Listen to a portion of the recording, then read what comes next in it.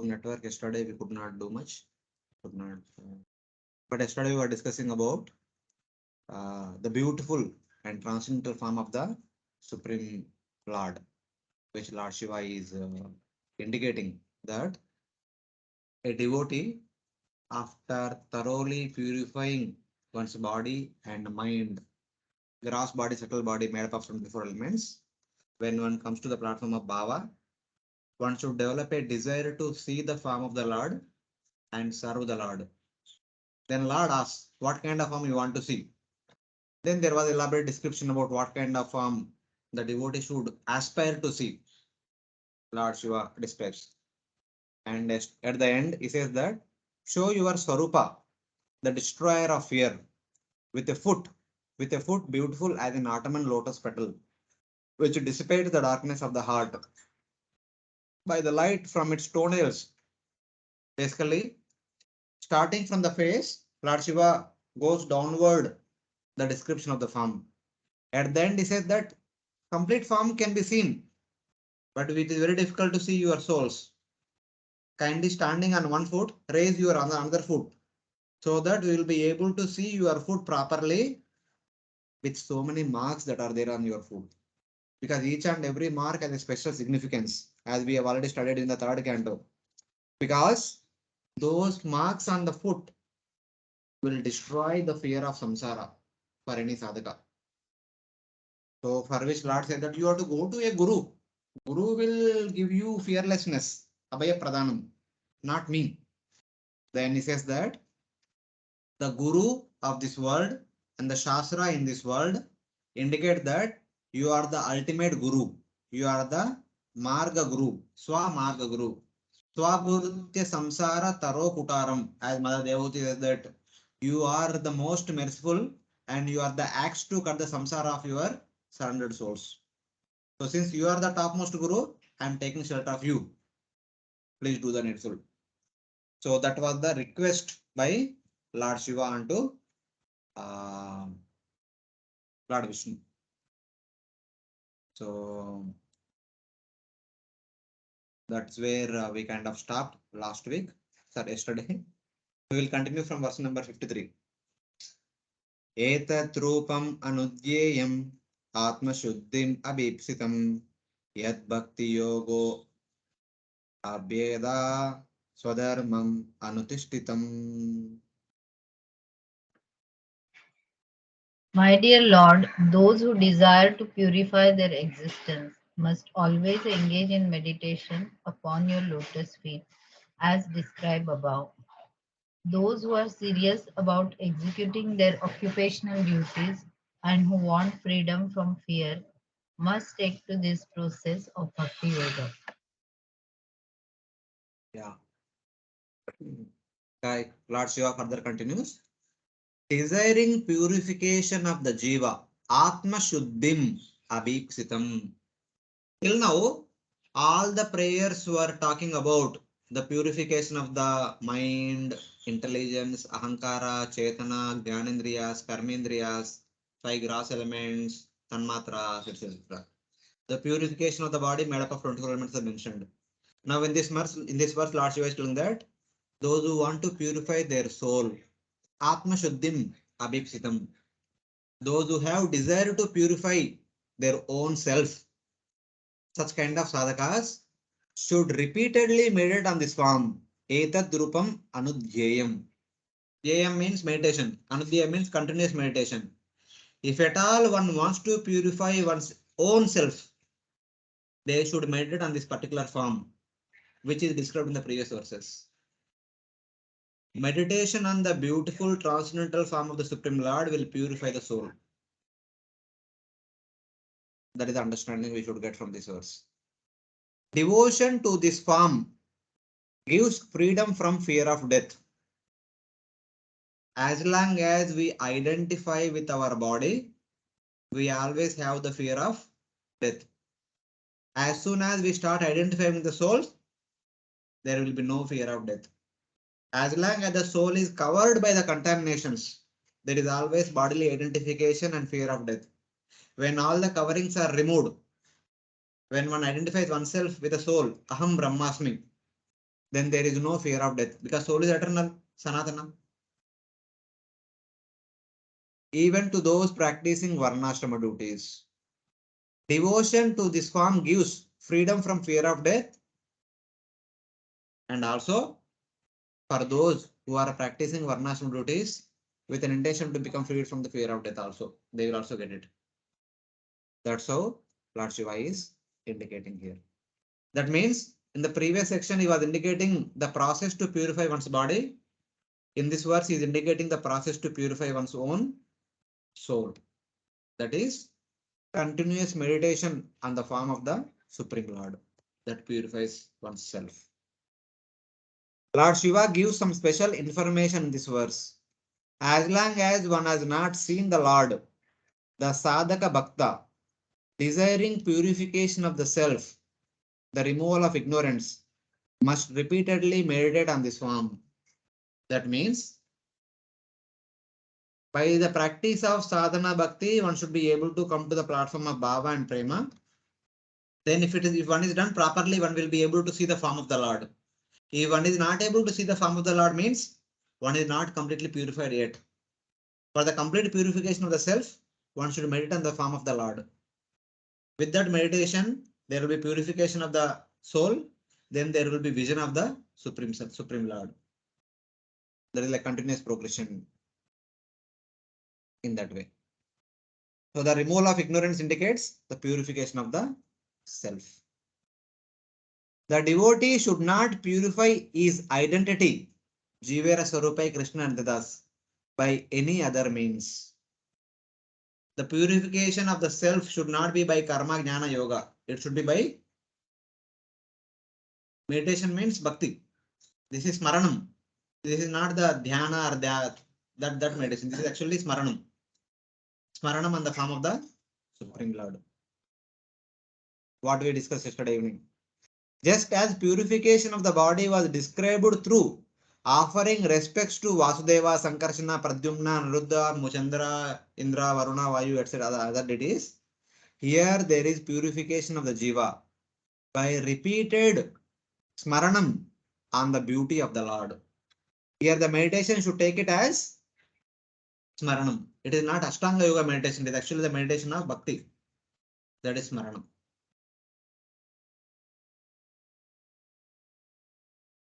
आपको सेम लगता है, but when you are aspiring for Sayujya Mukti, that is called Dhyanam. When you are aspiring for entering into Vaikuntha, that is called Smaranam. Process may be same, purpose is different. That's why the name becomes different.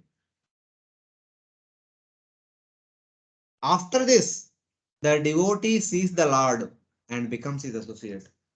After the thorough purification of the self, then the devotee in Bhava Prema platform will be able to see the Lord, will be going back home back to God, will be able to serve the Lord in person in the spiritual world for the rest of eternity. Thus, the goal of the Sadhaka Bhakta has been shown. This should be the goal of Sadhaka Bhakta and also the means to attain that goal. Everything in a nutshell, Lord Shiva describes very systematically, verse after verse, what to do, how to do, etc., why to do, etc. How can Bhakti be glorified? How can such Bhakti which can award one entry into Vaikuntha can be glorified? Even for persons performing their prescribed duties in different stages of life. Brahmana, Kshatriya, Vaishya, Shudra, Brahmachari, Grahastha, Vanaprastha, Sannyasi, in different Varnashrama statuses, Bhakti Yoga gives freedom from fear of death. In spite of being engaged in one's own Varna duties, Ashrama duties, but if one practices Bhakti, that Bhakti will give them freedom from death, freedom from samsara, not the Varnashrama itself. Varnashrama duties in itself does not award one freedom from death. But Bhakti, along with Varnashrama duties, can give one freedom from death. So that is the understanding here. Hare Krishna, devotees online able to follow? Yes, Prabhuji. Okay. So we'll go to the next verse. Pavan Bhakti Mata Labhyo Durlabha Sarvadehinam Swarajyasyapi abhimata ekantenatmavidgati.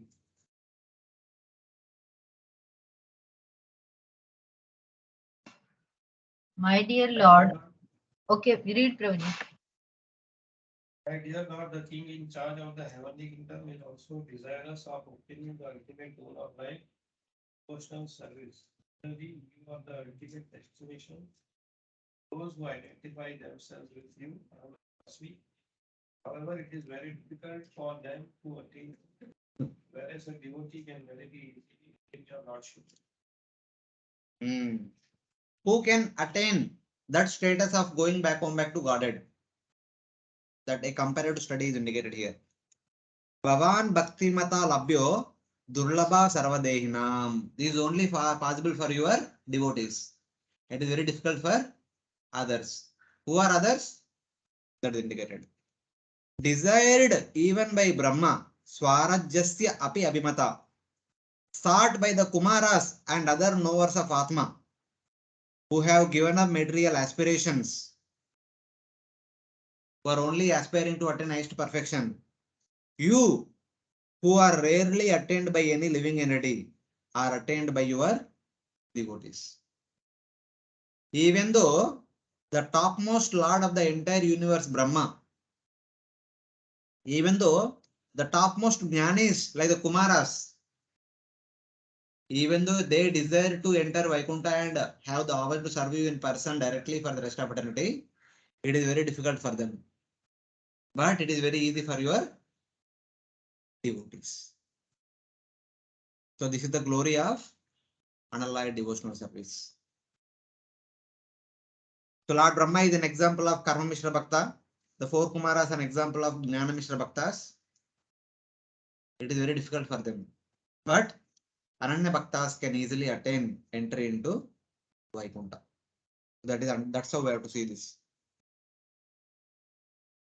I will praise this form again. You are desired by He who has control over the upper planets. That is Brahma. Brahma has control over all the 14 planetary systems. You are sought by the knowers of Atma, such as Kumaras. Kumaras are best of Atma Ramas. Even they also aspire to serve you. Brahma also aspire to serve you.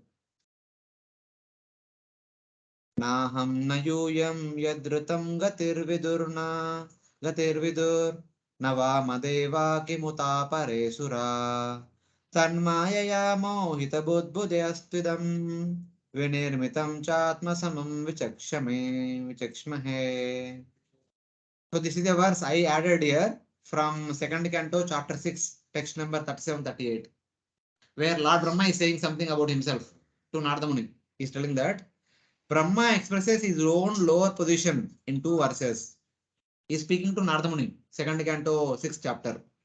He says that I, myself, you, O Narada, and Shiva do not know the three parts of the spiritual world. We have studied about Ekapada Vibhuti, Tripada Vibhuti. He is telling that myself, yourself, Lord Shiva do not know anything about the Tripada Vibhuti. And also the one part material world. The Ekapada Vibhuti also completely. What to speak of others? Bewildered in intelligence, we speak about the material realm only and do that according to our limited knowledge. Tan mayaya mohita buddhyastvidam vinirmitam chatma samam vichakshmahe. Being bewildered by Lord's Maya, we can only speak about this material world. That too as much as our understanding only, not completely. We can't even know about the material world completely, then what to speak of knowing about the spiritual world and the Lord in the spiritual world. Then somebody may question, how can you say you are the Guru? Brahma is Jagato Daivatam Guru, is the Guru of the entire world, entire universe. And Lord Shiva and Narada Muni are also entire Guru of the entire universe. How can Brahma you say that no one knows, including yourself, Narada and Shiva? Then what is the hope we have? Then Lord Brahma says, Yasya Vatara Karmani Gayanti Asmadadaya Nayam Vidanti Tatvena Tasmai Bhagavate Namaha. He says that I and others offers respects to the Supreme Lord, whom we do not know. Whom, that whom refers to who is there in the spiritual world. About him we don't know. But whose activities we glorify when he appears as various avatars. What we know about the Supreme Lord is only this much. What Lord does in the spiritual world we don't know. But whenever he comes to material world, whatever activities he performs, that we know. We only glorify those activities. We don't know anything about what the Lord does in the spiritual world. What we know is all about when he descends into this material universe, whatever activities he does, that only we glorify for our purification. That much only. This is Brahma himself states in the second canto. And then, what are the different avatars that Lord appeared in which in this material world? That description he gives in the 7th chapter. 7th chapter talks about the different Lila avatars. End of the 6th chapter he also talks about the Mahavishnu Purusha avatars. That also he speaks Purusha avatars, Mahavishnu, Garbhodaksha Vishnu, Yodaksha Vishnu, a brief description about them. And Lila avatars, Guna avatars, Manvantara avatars, Avesh avatars, they are all spoken in the 7th chapter. This is the verdict of Brahma. Then you can evaluate where we are ourselves. So it's like that.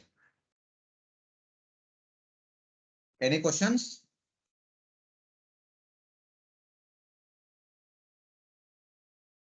No problem.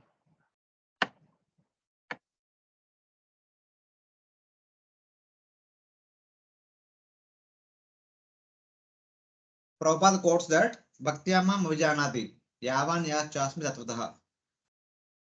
Only by Bhakti one can know about the Supreme Lord. There is no other way.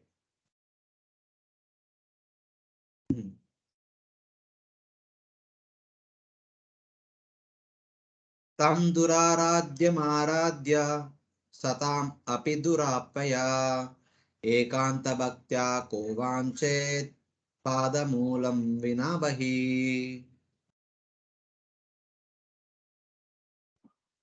My dear Lord, pure devotional service is even difficult for liberated persons to discharge. But devotional service alone can satisfy you. Who will take to other processes of self-realization if he is actually serious about the perfection of life? Lord Shiva further continues. Who would desire the happiness of Swarga? Ka Vanchanti Bahi. Who would like to want to have the external happiness devoid of your lotus feet, Vina Padamulam, which are difficult to attain. That means entry into Vaikuntha is very difficult to attain. But by practicing unalloyed bhakti, one attains that. A person who, after practicing sadhana bhakti, who becomes qualified to attain your lotus feet, would want to enter into Swarga and enjoy heavenly happiness. But attained by worshipping you by pure bhakti, which also difficult to attain. But your lotus feet are attained by pure bhakti. Aradhya satam ekanta bhaktya. Only the ekanta bhaktas will easily attain shelter at your lotus feet. That is entry into spiritual world. And such a devotees would ever aspire to get heavenly happiness? No, not at all. So in that way, Lord Shiva is indicating here. In 3 verses, Lord Shiva further praises the Lord. So further glorification of the Lord and Bhakti are mentioned in 3 more verses. Vahi refers to the happiness of Swarga. No devotee would like to experience the happiness of Swarga. They only want to go back, come back to Godhead and able to serve the Lord for the rest of eternity in person. That is the understanding.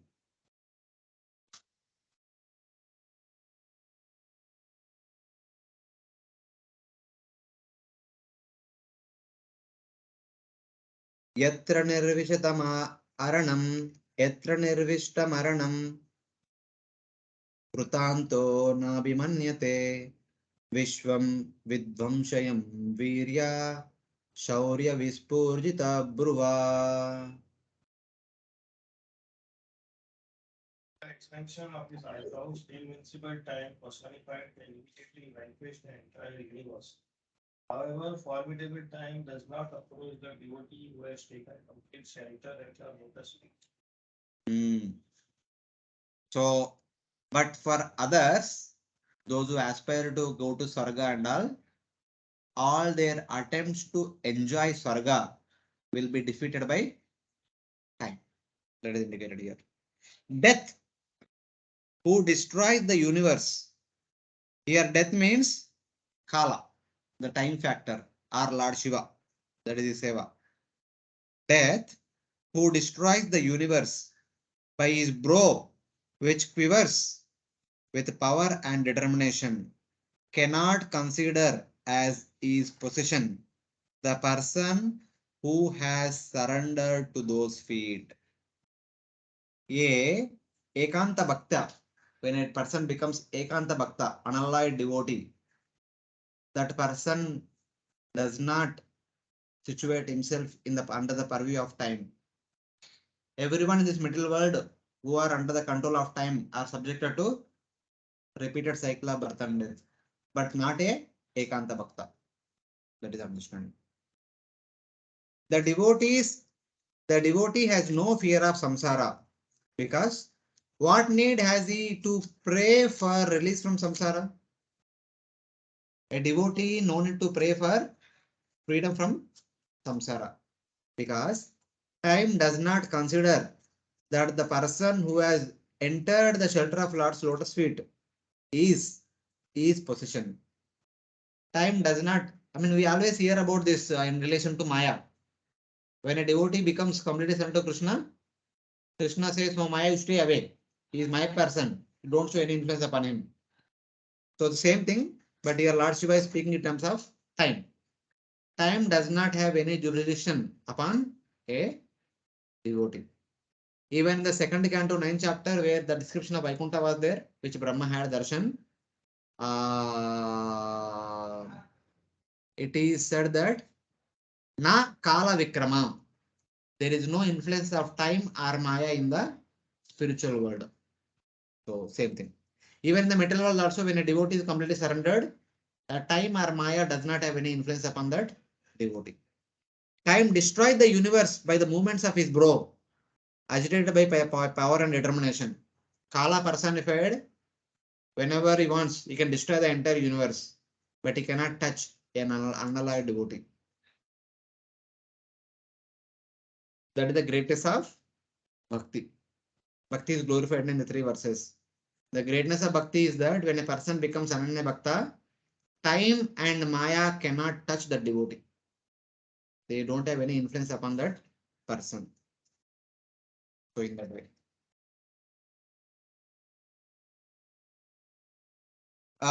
You remember this one verse comes in the second canto, third chapter. The sages of Naimisharanya were speaking to Sudha Goswami to inspire him to speak further. What was that? Hayur arati vaipumsham udyan asau chayan asau. Tasyarte vaito neta uttama shloka vartayet.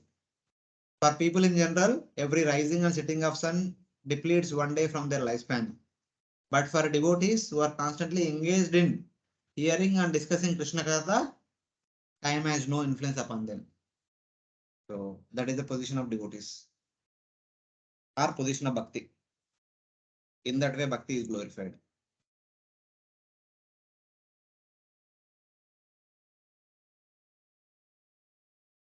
And then the next verse is contrast to shown that for such kind of a devotee who is beyond time, if we get association of that devotee, even for a small fraction of time, we can also become freed from influence of time. That is indicated in the next verse. Kshanardenapi tulaye na swargam na punarbhavam bhagavat sangi sangasya martyanam kim utashisha.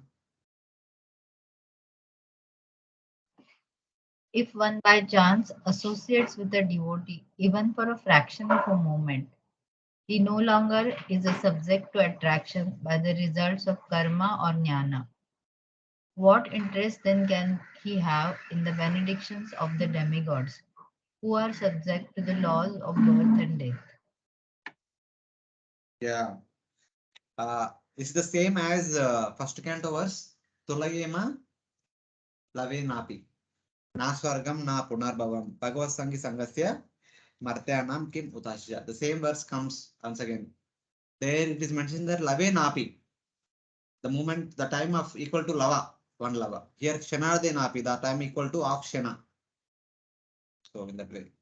What to speak of any blessings on this earth, or any blessings on Swarga, or any blessings of Apavarga,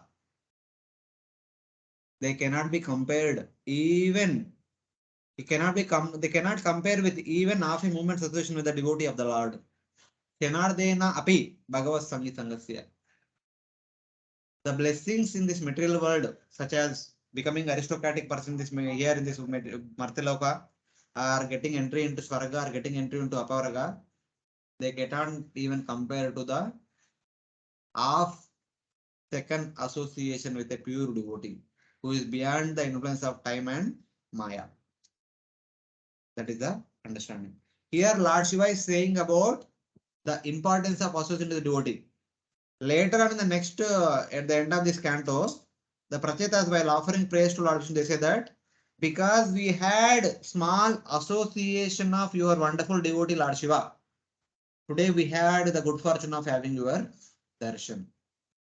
They actually acknowledge this verse because we had the good fortune of associating with one of your pure devotee Lord Shiva. Today we have the good fortune of seeing you. So that's how the association of pure devotee is so important. But he should desire association with devotees. By half a moment's association, he obtains such results. How much more he will gain by several moments association. By half moment association, one becomes freed from samsara. Then if one associates more time, what more benedictions one can attain, one can think of. And how much more results will be obtained if the association takes place with devotion, which produces further bhakti. Even a casual association with pure devotee produces freedom from samsara. Then if that association for a long time with pure devotional attitude, what kind of results it will come? And how much more result if the association takes place with prema, the final result of bhakti. If a premi bhakta associates with another premi bhakta, what kind of result it will lead to? That is understanding. Because Parikshit Maharaj and Sukadeva Goswami met together and spoke Bhagavatam, heard Bhagavatam, we are all getting benefited. The entire world is getting benefited. If not they met with each other, we would not have sat together today and discussing Bhagavatam. Since then, for the last 5,000 years, we don't know how many devotees had heard Bhagavatam, discussed Bhagavatam, remembered Bhagavan, went back to Godhead. So that is the glory of when two devotees come together. Same way, 1922, when Srila Prabhupada came in the association of Srila Bhaktisiddhanta Tagore for small time and see the result of that association for small duration. Maybe it might have lasted for 20-30 minutes all put together. That Prabhupada came and offered Dandavat and Siddhanta Saraswati Thakur recognized and said something and Prabhupada replied. Then Prabhupada heard the class, remaining class, and then had prasadam. And then he is a different Prabhupada, different Abhaycharan. While entering into that room, he was not willing to enter. When he was coming out, he said, he's a night saintly person. Lord Chaitanya's movement is in the right person's hand. And if that meeting would not have happened, today we would not have met together like this. So it's like that. Association between two Previ Bhaktas is not only benefiting them, it will benefit the entire world. That is what You have to understand.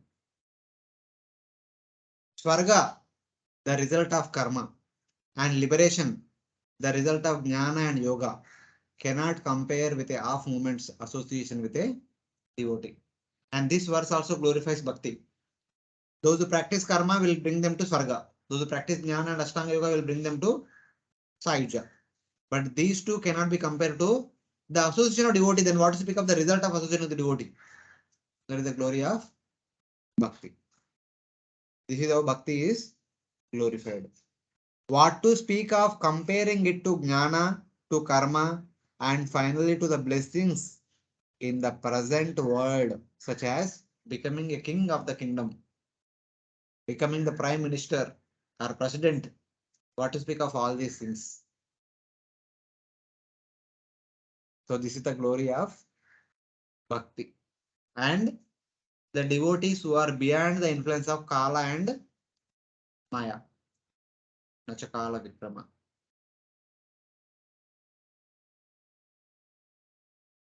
Hare Krishna, any questions?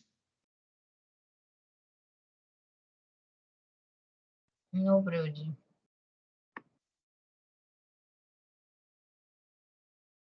So Lord Shiva further continues.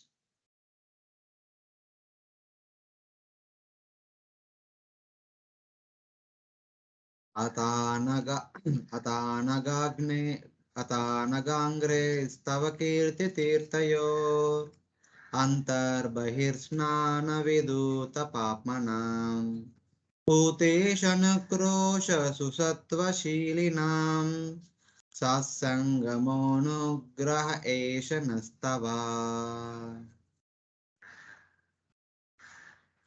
My dear Lord, the lotus feet are the cause of all auspicious things and the destroyer of all the contamination of sin. I therefore beg your Lordship to bless me by the association of your devotees who are completely purified by worshipping the lotus feet and who are so merciful upon the conditioned souls. I think that your real benediction will be to allow me to associate with such devotees. This is the desire one should have. From this, we will attain association with persons who have been purified externally and internally by the famous Ganga arising from your lotus foot, which destroys sin, and with person who have proper conduct, pure hearts, and show mercy to all beings. This is your mercy to us. By Kshanardepi Bhagavad Sangi Sangasya, by the half moment association with some of your pure devotee, we will be blessed with the continued association of your other pure devotees. That is the glory of half moment association with the Supreme Lord. Same thing happens in the case of Prachetas. Because now they are associating with Lord Shiva for some time. They will have darshan of Lord. Eventually, they will have the association of Narada Muni.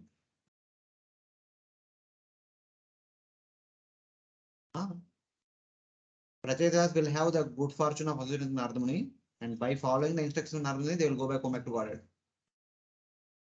Now they are getting association of Lord Shiva. They follow. They will have darshan of Lord Vishnu. Okay?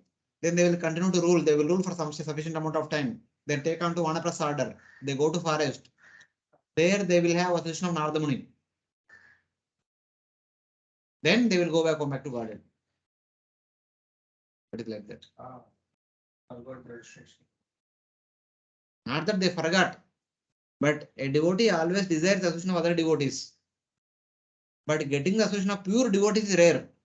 So they are telling that if we once associate with pure devotee, even for Kshanarda, that will lead to good fortune. What kind of good fortune? That will give further association with another pure devotees. So the association gets increasing more and more, more and more. If one is constantly in the association of pure devotees, then one will go back to God very easily. What else one want? So it is like that.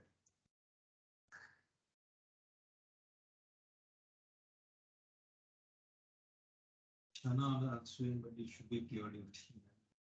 That feeling. That is like, we might be associated with many devotees, but still we are the way we are. But sometimes when we get the glimpse of a pure devotee, then there is a lot of transformation. It will happen. Yes. In any case, by their glimpse, Krupa Siddhi, or by Sadhana Siddhi also, by their instructions, by their glance also, anything can happen.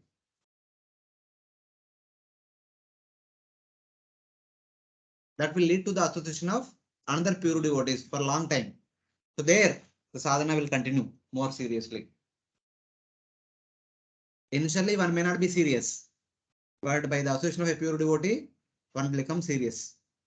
Then one will get association of some devotees. Then one day one becomes more and more serious, more and more serious. Like that, one spiritual progress is guaranteed. So in that way. One who prays in this way will achieve association. So one should have the desire to associate with pure devotees. Then one will get the association of pure devotees. Then one will have more desire to associate with more pure devotees. It is a cumulative process. It will keep on increasing. So that is understanding. We will have association of those whose sins are washed away by the external and internal baths of famous Ganga from your lotus foot, which destroys sin, and who have proper conduct, pure hearts, and mercy of all beings. This is your mercy to us.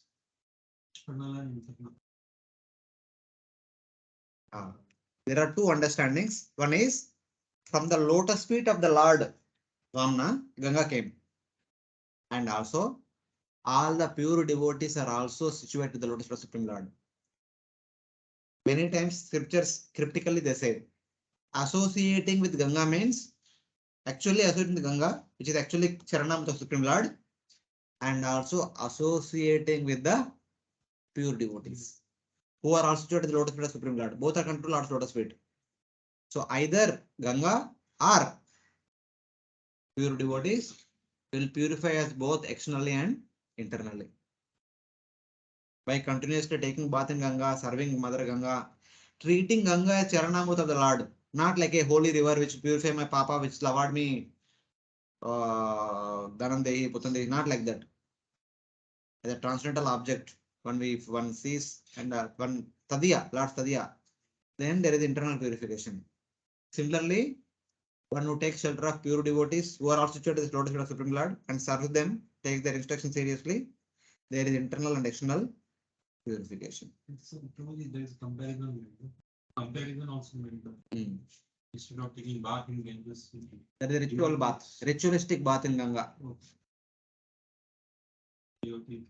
People go to holy places like Nasik and Tramekeshwaram. Every day, many thousands of pilgrims will come.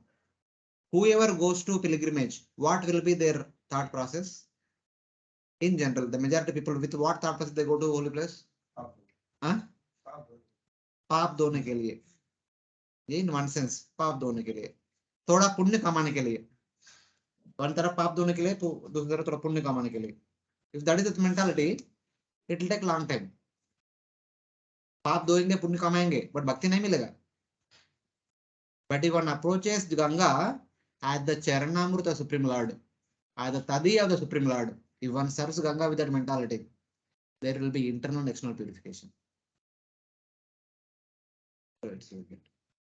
Same Ganga only, but with what mentality we are approaching her, with our what understanding of Ganga we are approaching, that corresponding results will come. Like that. We are not against taking bath in holy river. We should prepare ourselves the proper mentality with which we should approach the holy river. That is important than ritualistic bath.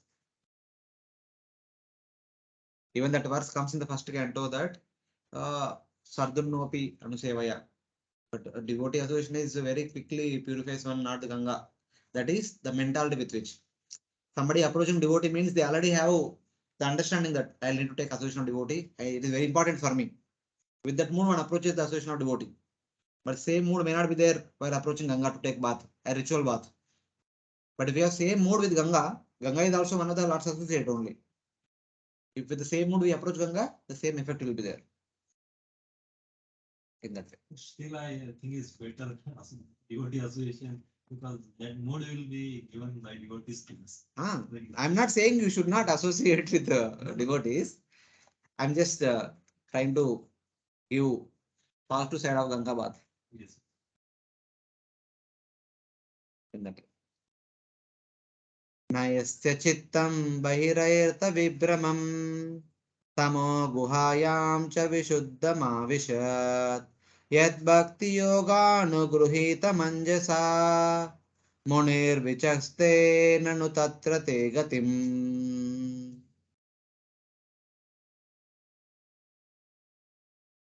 The devotee whose heart has been completely cleansed by the process of devotional service and who is favored by Bhakti Devi does not become bewildered by the external energy, which is just like a dark veil. Being completely cleansed of all material contamination in this way, a devotee is able to understand very happily your name, fame, form, activities, etc. Yeah. The further glories of such devotee association are indicated here. The devotee whose heart is pure, yasya chittam vishuddham, whose heart is completely pure, not agitated by external objects, na bair artha vibramam, do not have any material hankerings, and not subject to falling asleep during worship. Na tamo guhayam avishat. Guhayam means the secret worship. What is the verse in Bhagavad Gita? Raja Vidya Rajaguhyam. The Ananya Bhakti is the most confidential path, the most confidential practice. While executing Smaranam, one should not fall asleep. Japa. Japa also. While doing Shravanam, Kirtanam, and Smaranam, one should not fall asleep. Bhagavatam class में आधा class होते रहते हैं, chanting करते समय भी आधे time में सोते रहते हैं, इसलिए हमको चल के चैंटिंग करना पड़ता है. अभी स्मरणम चालू किया नहीं अभी तक, चालू किया तो sure shot sleeping only. So in that way, because we don't have any taste. Prabhu ji, feast के दिन जब प्लेट सामने रहते हैं, does anyone falls asleep? Why? वहां पे आ सकती है, यहाँ पे आ सकते नहीं. अभी तक चश्मा लगा नहीं, उधर चश्मा लग गया. Taste buds are satisfied with that feast, but यहाँ chanting and hearing से satisfaction हुआ नहीं अब तक. तो इसलिए these things are very difficult for us to perform.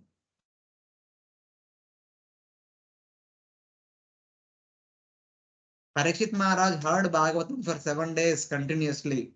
He told Sukadeva Goswami, don't worry about my hunger and thirst. Forget about all these things. You please continue to speak. How many of us can dare to say that? You Don't give excuses. I'm asking about us. Then you only ask the question, na? Why are we not having that taste? Why are we falling asleep? That is simply excuse, giving an excuse. It's not reality. He understood the urgency. Now he knew that he only had 7 days. He's going to die in 7 days. After 7th day is over, he will not have opportunity to hear. That is the urgency is shown. The day we have the same urgency, we will not fall asleep.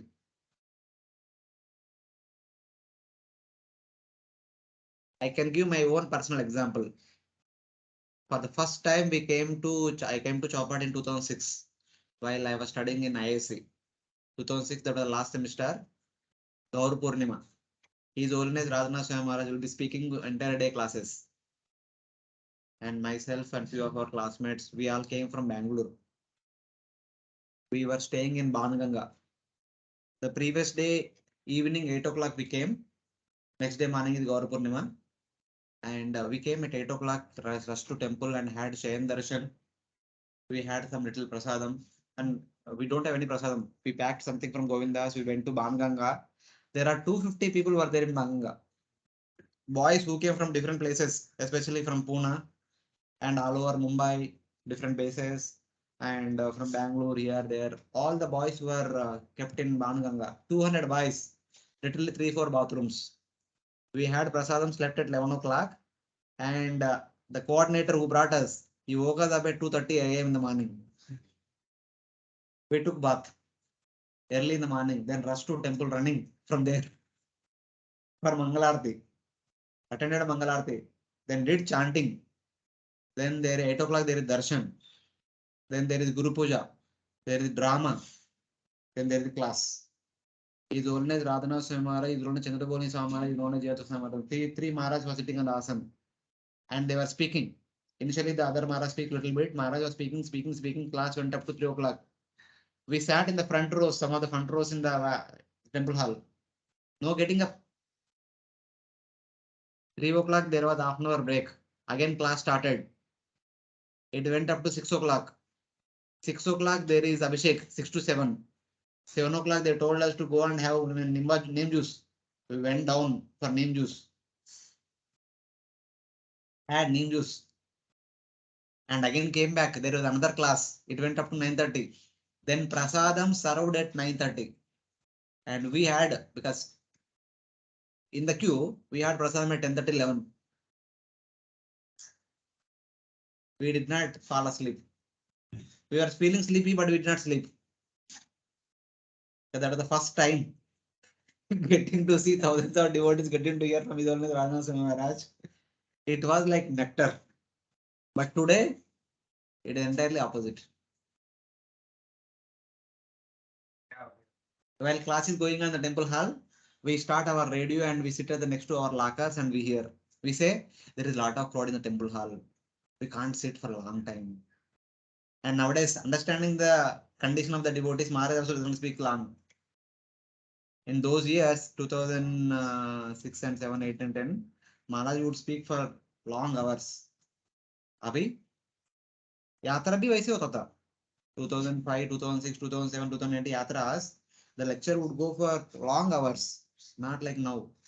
Now at max 1.5 hour class, 2 hours class, not more than that. Those days, I remember even now, 2007, that was my first Kartik Yatra to Mayapur. I think 2007 or 2008. That time only. That's the first Kartik Yatra. Before that, I came for Pune Yatras, but that was a Kartik Yatra. Every day class would begin 5, literally 5 o'clock. It would go up to 9 o'clock. Chetan Lila.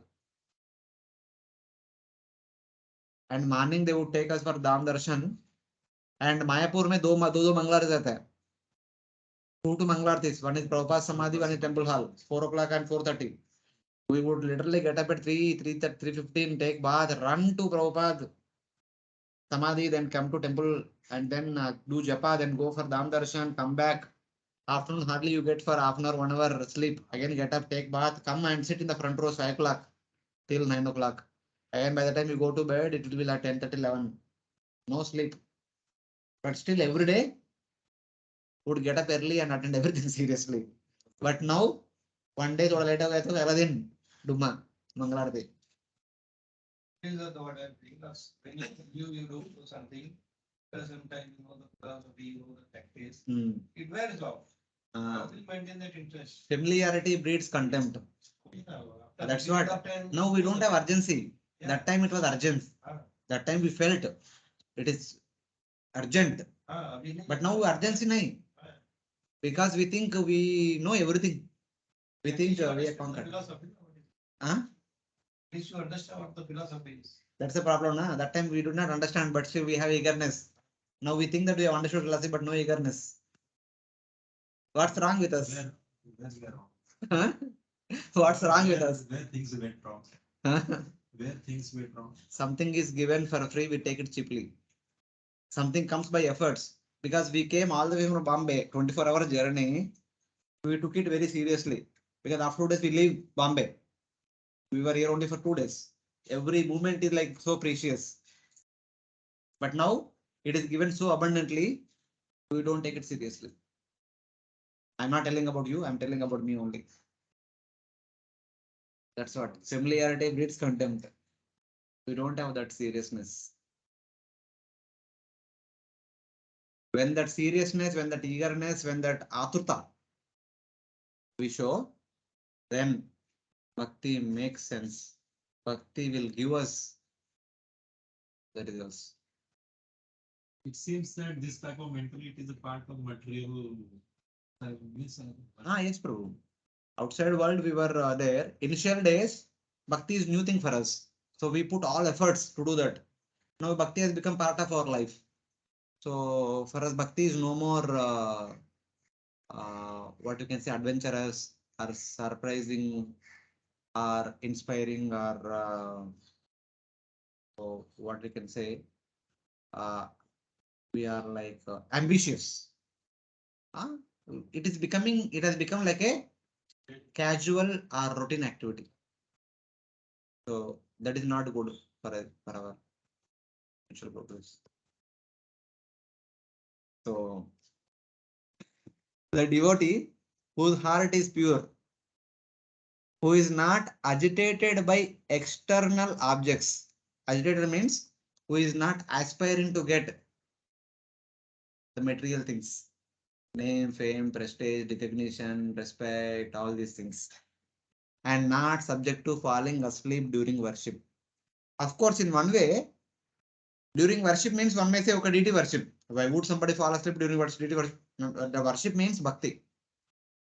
In Sanskrit, worship is bhakti. Bhakti is called as worship, mantra worship. While executing bhakti, one should not be lazy. Tamo means lazy. The nature of ignorance is laziness. Having been blessed by Bhakti Devi herself, certainly sees the Lord's pastimes and beauty with ease. Anjasa. Such a devotee, not after a long time, not with very difficulties, will see the Lord performing various pastimes with one's own eyes. That means one will go back to spiritual world, or one will be along with the Lord in whichever universe is performing pastimes. The induction program will begin.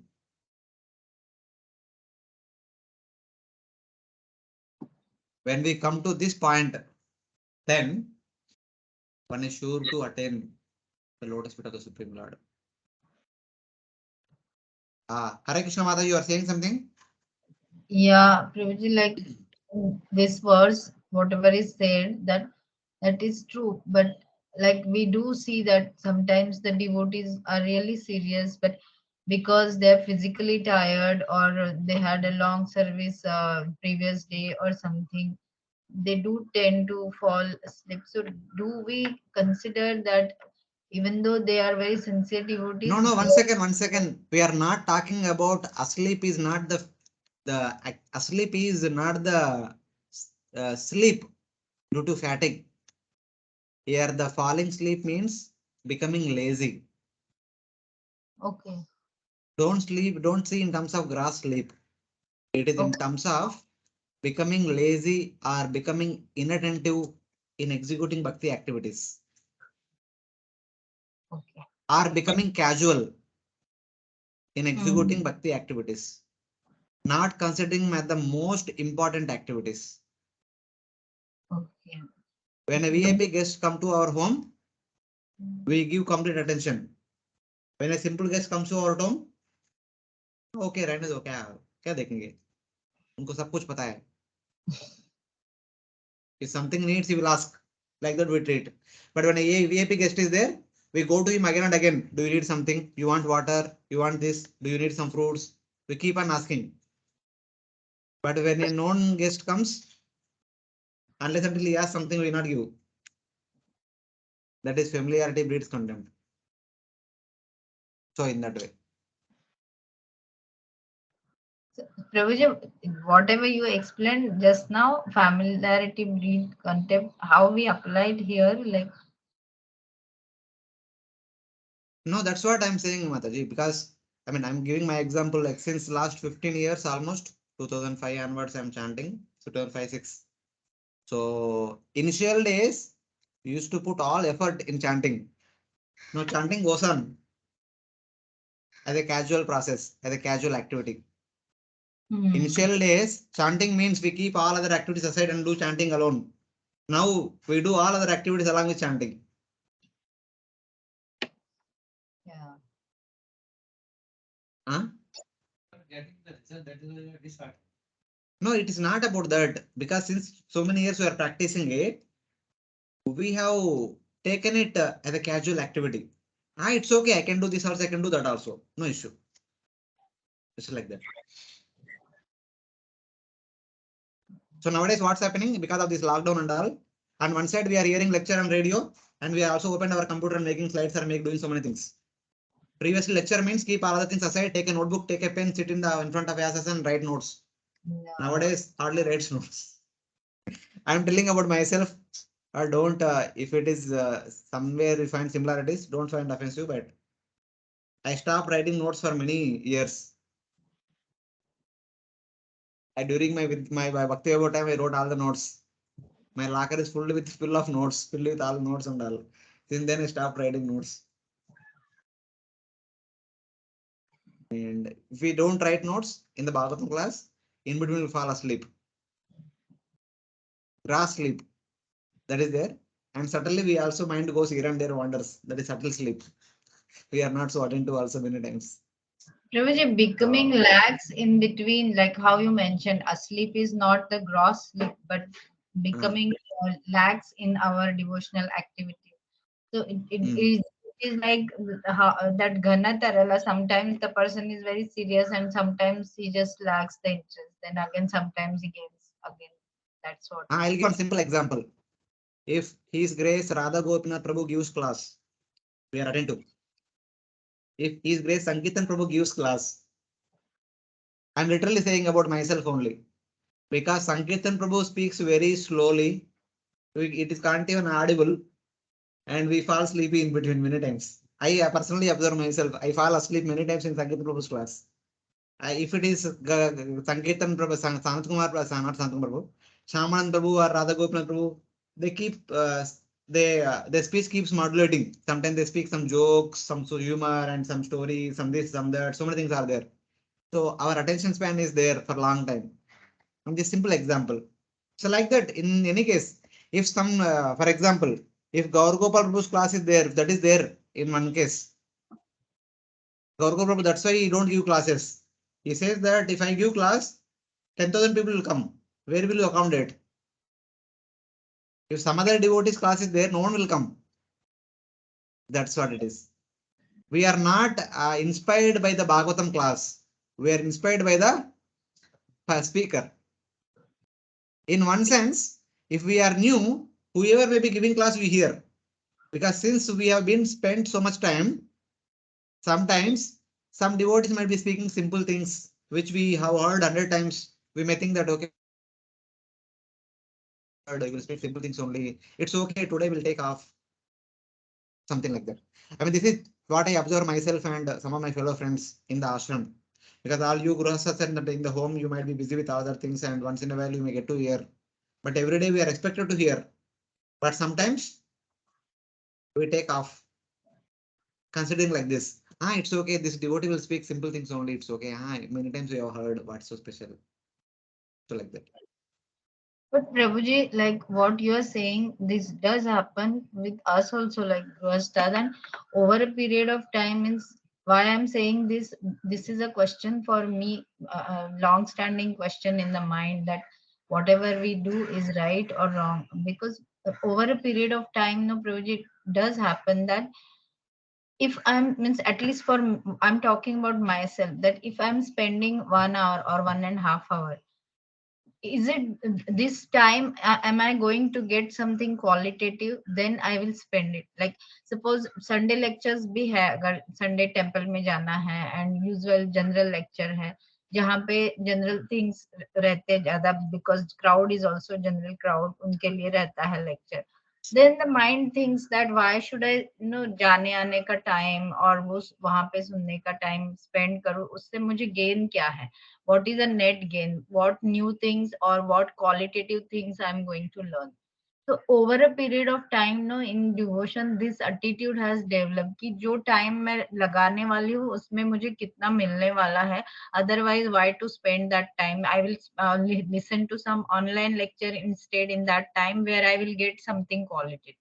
So this is a right attitude or wrong attitude. I do understand there is importance of physical association, means physically going to the temple and having association of devotees, लेकिन ये एक tendency बन गया है कि otherwise जाके फिर वही कुछ गपशप होते हैं, जनरल टॉक भी आता है उसमें, एंड थोड़ा टाइम स्पेंड होता है, but it's kind of spiritual entertainment, and then net gain क्या है उसमें.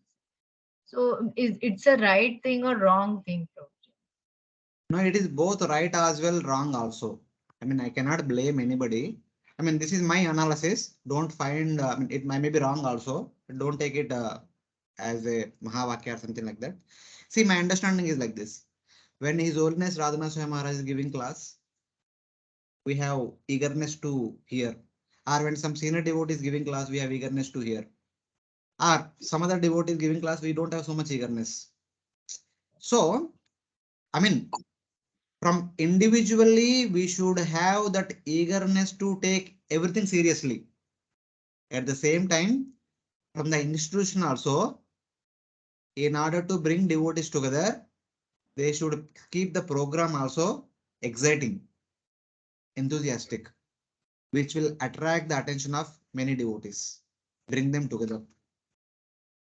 So this both the things need to work together. Then it will have good impact. We should have eagerness from our side. At the same time, the facilitator should also facilitate in such a way that it should generate eagerness in the participants. Yeah, So generate when and either of the everyone. two parties, when either of the two parties fail,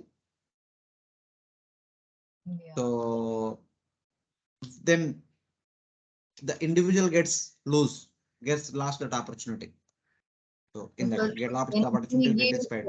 when we speak, that time also means this thing always is there in the back of the mind that if I'm speaking for 1 hour, what positive things I'm really offering to those who are spending their 1 hour with me. Then I should prepare that way so that they will qualitatively get something, Yeah, not that is just. there, but at the same time, we should not be evaluative all the times. Every lecture cannot be calculative. Yeah, Sometimes the lecture could be just inspiration only. It may give inspiration, it may not give in one point also. yeah. So Actually, even once Radha Gopinath Prabhu was mentioning that when the class many times, I mean this is one brahmachari class thing. This is especially for brahmacharis, may not be applicable, may not be maybe may not be applicable for the grosas. When there is a class is going on, some of us who are preachers come to the class with a motive of getting some new points which they can speak in their weekly program. But that is not the right attitude. Our association with senior devotees, whether it is giving association or taking association, is not to get some points to so that we can fulfill our weekly quota. It is not like that. It is to inspire our practice of bhakti. That should be the motive. yes. So I mean, at the same time, it is not wrong also that anticipating or aspiring to get some points so that we can share with others. That is not wrong, but that should not be the complete motive. That Yeah, can be one of the side motive. Hmm. this is very true because Prabhuji, like I'll just share a small experience in Vrindavan right now. When I had gone, there was after the parikrama was over, I had 2 days in the hand. So there was an announcement that कोई senior devotee, I don't remember the name, वो fifth canto पे lecture देने वाले हैं. So I had a lot of enthusiasm. अच्छा अपना fifth canto अभी चालू होगा. So let's hear what means we'll get some gist like that. 2 hours में क्या होगा? But still I thought okay let's go. And मुझे ये पढ़ना था, भक्ति वैभव का पढ़ाई करना था, वो बाजू में रख के मैं लेक्चर के लिए गई. And there that person for 1 hour 15 minutes he was just on introduction. He was not prepared well और कुछ चालू ही नहीं हो रहा था. So means it was so much, I became so restless that this is too much, I'm spending time unnecessarily. उसमें पढ़ाई हो जाता था. Ultimately after 1.5 hour, ऐसा मैं कभी करती नहीं हूँ प्रभु जी, but I just left and came out. That I couldn't sit there कि नहीं, this is too much of a spending time for no reason like that. तो बुरा भी लगा मुझे कि ऐसा नहीं करना चाहिए, पर क्या करूं, मतलब ऐसा I couldn't resist myself. Yeah, So, actually, this is also one important point. Once is always Radhanath Maharaj also shared with some of the leaders, they shared with us. Maharaj says that when 5,000, 6,000 devotees come for Kartik Yatra, taking out 2 weeks, literally 2 weeks off from their daily routine activities. When they are coming to a yatra, taking out the most important time of their life, they should feel nourished. They should feel that coming to this yatra inspired them to practice bhakti with more seriousness. And Mara says that in order to inspire them, I also prepare so much myself. Because when they are coming to sit in the class for 2 hours, 3 hours, it should not be just like a time pass. It should actually inspire them to take a bhakti seriously. It should nourish their bhakti. So Maharaj says that I'll prepare whole day. And previous night, many times Maharaj does not sleep only. Maharaj personal servant says that either he sleeps late or he gets up early, he prepares. Because throughout the day, many devotees will come to meet Maharaj. He may not get much time. So one may say that what is the need for Maharaj to prepare? He knows everything, he can speak like that. But still, Maharaj says that whenever we are going for a program, you do not say like that. Whenever some devotees are coming for a program, taking out their valuable time, we should not waste their valuable time. We should go thoroughly prepared to inspire them in any way. This was one of the instruction which was given to us by His Grace Radha Gopinath Prabhu in our initial days. So we don't know how much we are trying to follow. Whatever Bhakti Shastri classes, Bhakti Vaibhav classes, our weekly satsang programs, if not thoroughly, at least we try to do bare minimum preparation. Not like that casually go sit there and give pravachan whatever you want. जो भी मन में आया बोल के रहो, बोलते रहो. ऐसा नहीं होना चाहिए. जो भी भागवतम क्लास के लिए, जो भी सत्संग प्रोग्राम क्लास के लिए we are going, we should thoroughly prepared and go. Because we don't know, whatever may be count, 10 people, 20 people, 30 people, 100 people are coming, giving their valuable 2 hours for satsang program. That means 50 people into 2 hours, 100 hours they are giving. And the speaker also equally should prepare. He also should prepare for 100 hours. Then there is justice for the endeavor of the devotees. Otherwise, we are simply exploiting their valuable resource, that is their time. That is not at all good. This was the instruction given by His Grace Radha Gopinath Prabhu to us in one of our initial days in our Ramjar class. I don't know whether we are doing justice to it or not, but we always remember that we should prepare according to the content what we are supposed to speak today, that much properly from Shastra. I mean, this is always I try to remember, try to follow. but Prabhuji, Maybe I may as not. it repeatedly over the years, like Bhakti Shastri, you are taking again and again. एक batch हो गया, दूसरा batch, तो the preparation time must be reduced ना, मतलब जल्दी होता होगा ना preparation. This हाँ, just, जल्दी होगा, but preparation should be there. yeah. There should be preparation. His Holiness Radhanath Maharaj might know Chaitanya Charitamrita completely, but still he prepares before the class. Yeah. He does not come just like that and sit on the Vyasasana and speak. Even today also, even for a Bhagavatam class, if he gives in the temple, whenever he comes on Sundays, he prepares. He comes with a small paper, piece of paper. So, I mean, they are showing by their example. It may be less time also, okay, because since they have already spent many decades, they may not spend 100 hours. But that 100 hours we should see in such a way that the cumulative time over the years spending time plus today spending time, Yes, all put yes, together 100 hours. So it's like that. yes. Thank you. It said that we should not be attached to the person who is speaking Bhagavatam. We should be attached to the Content. Bhagavatam. And even if it gets repeated, then still we are not Yeah, realizing that is many there. things. That's why I said, na, the facilitator also should make it exciting. Sometimes that fails, that element is not there.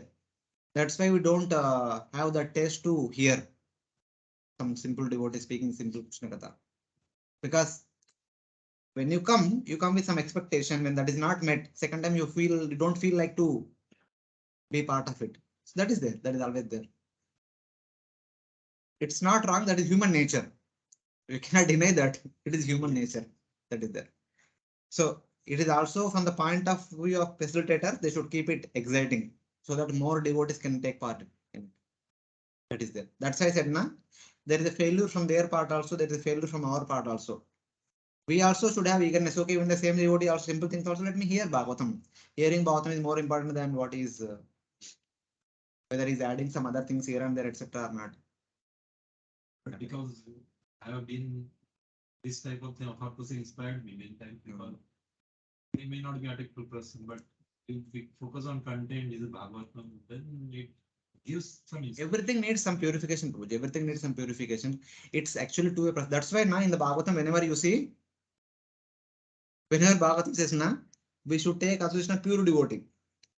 It is not denying association of other devotees, but the progress which takes place by the association of pure devotee is faster than associating with some simple devotees. Tatam prasangam mamaviri samvido bhavanti rutkarna rasayana kata tadjoshana dashu apavarga vartmane shraddha ratir bhaktir anukramishati. Satam prasangam. Sangha means association with normal devotees. Prasanga means association with pure devotees. Association with normal devotees, we get to hear Krishna Katha. But association with pure devotees, we realize Krishna Katha. Mama Virya Samvido. When a pure devotee narrates Krishna Katha, that Krishna Katha is happening in front of your eyes. You realize it. That's what the verse says. Mama Virya Samvido. Vido means to know. Samvido means one knows completely. What do you mean by completely? The movie is happening in front of you. The drama is happening in front of you. Then you know completely. No one needs to tell you anything. So Mama Virya, my transcendental pastimes will become completely realized by the devotee who is hearing from a pure devotee. So that is there. So here also Prasanga refers to pure devotee. So the difference is there. We cannot expect same result from everyone. When Guru Maharaj speaks, whoever may be the Guru Maharaj, there is a different effect when simple devotee speaks also. There is a distinction is always there. But we cannot have association of Guru Maharaj always. So, but in order to nourish our bhakti, we need to be association of our devotees regularly. And whenever that comes, that time we should have that complete eagerness. As if it is like the eyes are falling sleepy. You should keep a straw between the two eyelids so that the eyelids does not come together. The eagerness should be like that. You said that effect by personal effect is more Maharaj is speaking, then there will be effect answer. Not only Maharaj, any devotee of that caliber speaks. Bhagavatam subject matter so much, and same effect cannot be derived. Even if the person who is speaking is not qualified, but person is No, both are required. It matters. It matters. It matters. Content also, personality also, both are important. like what is Uh, other person is. But there is a CC, there is a concern. He was not qualified, but he was speaking an devotee. It's okay, bro. There are some exceptions. Yeah. We don't see the exceptions. From our side, we should have eagerness to hear from anyone. But the effect will be much more enhanced when the speaker is of that caliber. When the hearer is also eager, the speaker is also of highest caliber, then there is highest effect. Are you getting? The hearer is not enthusiastic, the speaker is not enthusiastic, zero result. The hearer is enthusiastic, the speaker is not so enthusiastic. There is some result. The speaker is enthusiastic, the hearer is not enthusiastic. It will more better result. The speaker is enthusiastic, hearer is enthusiastic, 100% result. So it matters. Of course, I'm sorry, this verse. I mean, I shared my personal examples. These are all my personal. You can have different opinion also. From association with your devotees, the heart becomes particularly pure, Vishuddham. When we associate with pure devotees, the heart becomes pure quickly than when we associate with simple devotees. Because a devotee can inspire to the extent he is inspired. One cannot inspire more than one's level. That is simple formula. A pure devotee is in this level, he can inspire us to come to this level. A simple devotee at this level, he can inspire us to come to this level only. He cannot do more than his capacity. Whoever it may be. One cannot do more than one's capacity.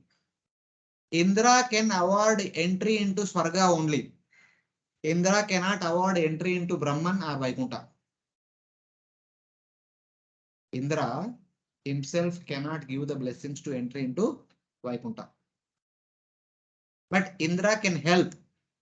If you take shelter of Lord Brahma, you can get better facilities of practicing bhakti. Or Indra can suggest you better go to Narada Muni.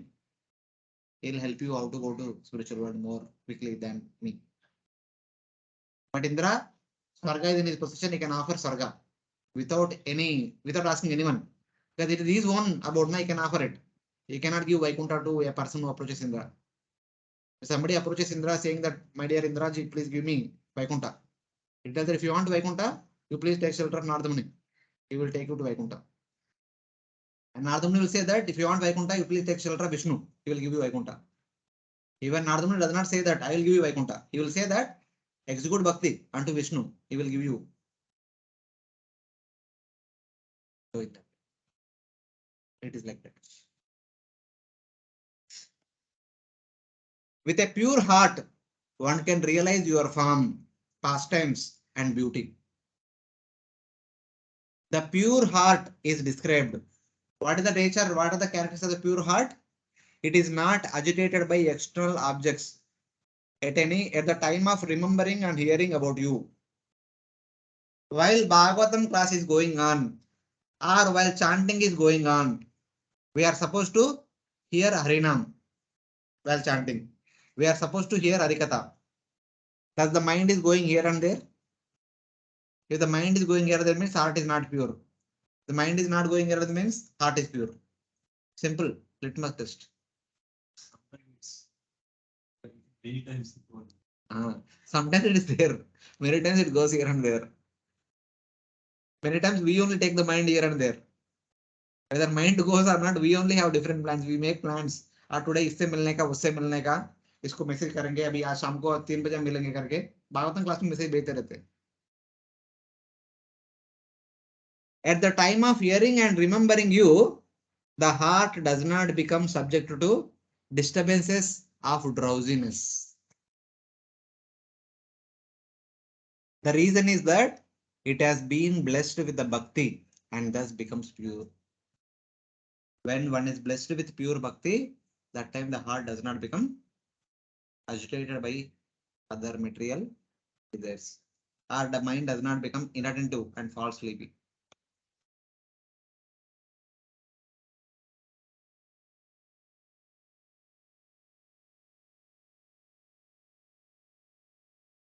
The meaning is this: the causes of sleep and agitation are the offenses to the name, which are offenses to bhakti.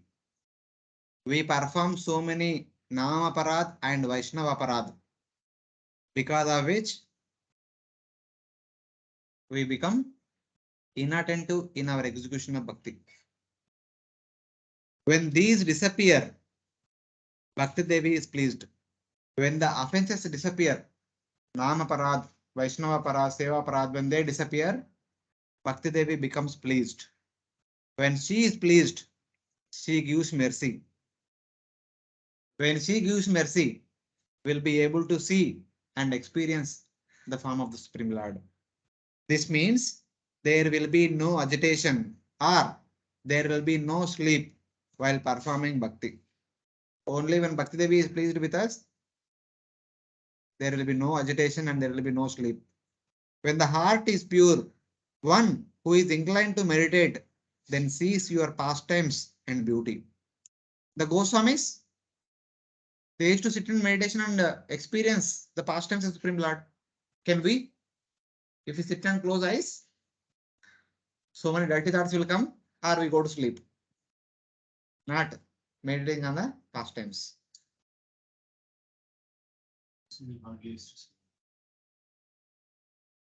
So it's like that. I'm sorry I shared all my secrets. You might be having high esteem for me, but that is reality. So it is like that.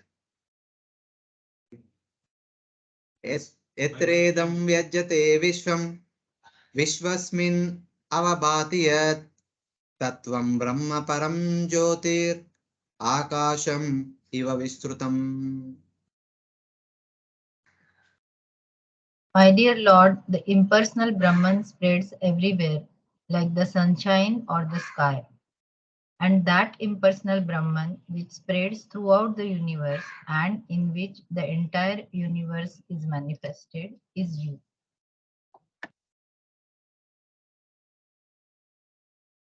So here Lord Shiva further continues. He says that the universe is manifested in you. Yatra idam vishwam vejate. And you are manifested within the universe. The universe is coming out of Mahavishnu. And so many avatars are appearing within the universe. You are that Brahman from whom the universe came. Brahman means Mahavishnu. The supreme light spread everywhere like the ether. Akasham iva vishtam. However, some sages see your form as Brahman, from which the universe are manifesting. It is you, since it is your effulgence spreading glory everywhere. It is from that form of yours, all the universes are manifested. So it is like that. Some may see you as Brahman, but the Brahman is you only, from which all the universe are manifested. Then some others worship you as Paramatma. That is also mentioned in the upcoming verses. Yo mayayedam pururupaya srujat bibarti bhuya kshapayanta vikriya yad veda buddhi sadivatma dushtaya tamatma tantram bhagavan pratimahi.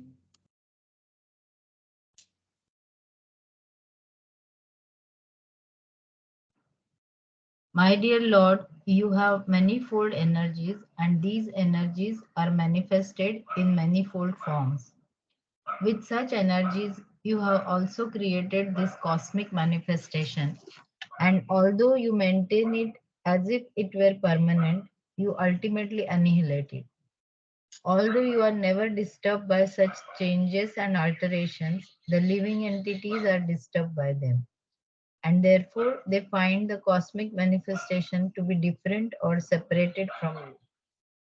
My Lord, you are always independent, and I can clearly see this fact. Lord Shiva further elaborates on the same fact.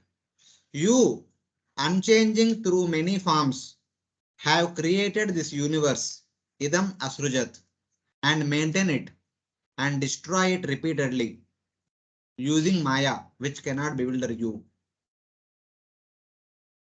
Lord Shiva is telling that, oh my dear Lord, though you are avyakta, unmanifested, and Abhikarya, untransforming. You are always eternally situated in one form only.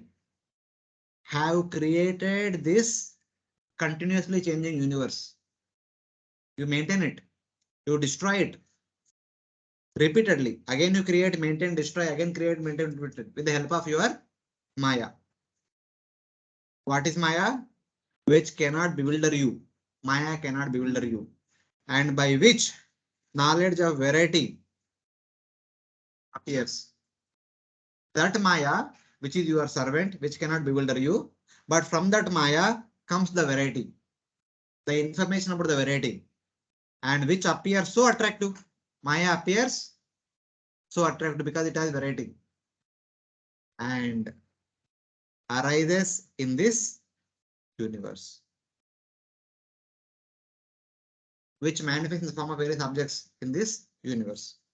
Oh Bhagavan, we pray to realize you who are independent.